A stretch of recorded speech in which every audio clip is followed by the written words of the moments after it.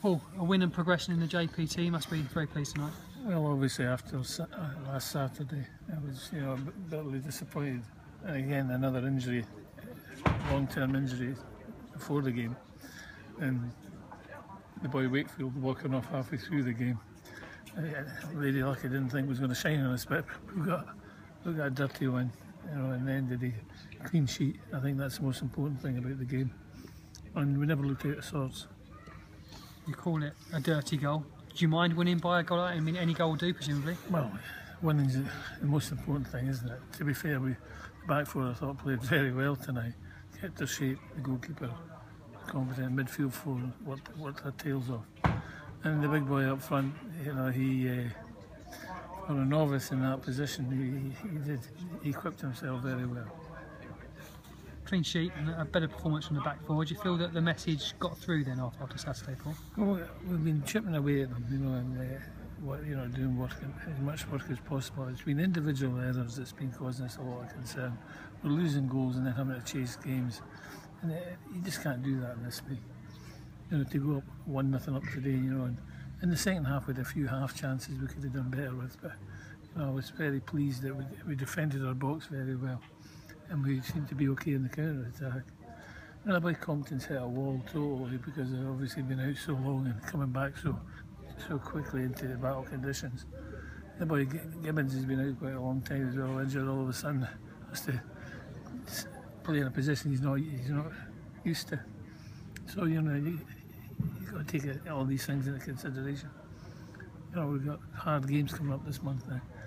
We've got to get healthy as quickly as possible. Have you got any early indications on Josh Wakefield's injury tonight? He's rolled his ankle, I think he might struggle for Saturday. So what we got there today, it's what we're going to have Saturday.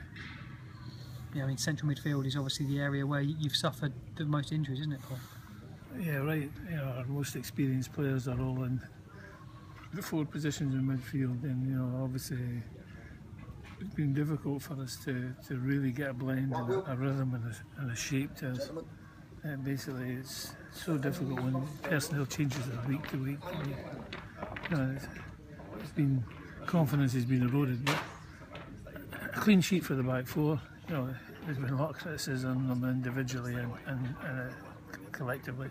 So it's nice to see that they took in the information we've given them over the last 2 days before the game. Was Jordan Gibbons' performance in central midfield a bonus tonight, and will he be in contention for Saturday? Nobody else to go in there, so he'll be talking. Saying that I got to decide, the boy clamped up, showing we've got to decide whether he can handle it again on Saturday. So I thought Birdie went on and did a fine job as far as his contribution. He was more headed in our box than in their box. So we've got, I think now we've got 14. Sorry, we've got 15 instead of 16. So we soldier on. I know you're reluctant to speak about David Norris before the game, but you're saying you've only got 15. Does that mean he won't be a part of your plans for Saturday, Paul? No, Chuck was on a week-to-week contract. Obviously, there's a ruling about giving him a long-term deal. The problem was that obviously he hadn't had many matches and hadn't trained really, he'd been training on his own. So to give a decision to give him a long-term contract, wasn't feasible. And what we, at the end of the day, if we give him a short-term contract, then it means that he can't go and sign for anybody else until the window's open again. So I think we sat down and come with the right decision that he should stay free.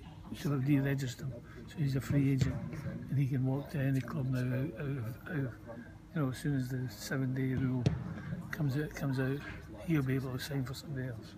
It's really that's the rulings. I mean, in the old days, you would sign players short term and week to week. These new rulings and the windows make it a lot tougher for clubs, Paul, don't they? Well, the budget thing, this turnover thing is just killing football. I think I'm saying, it's just crazy stuff.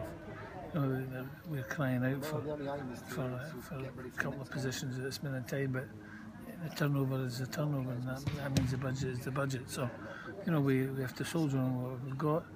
The worrying aspect is when these boys get healthy around about, I think, Hartlepool time, they'll have had no game time. You know, all of a sudden we're asking them to go into battle conditions with no ball, and that's the worrying aspect. You put them into a situation. You've got Compton already who can't handle 90 minutes. He's just coming back slowly. Imagine me putting 4 others into the team. So it's going to be a long, hard month again. You know, just try and bite and scratch and try to get ourselves as many points as possible.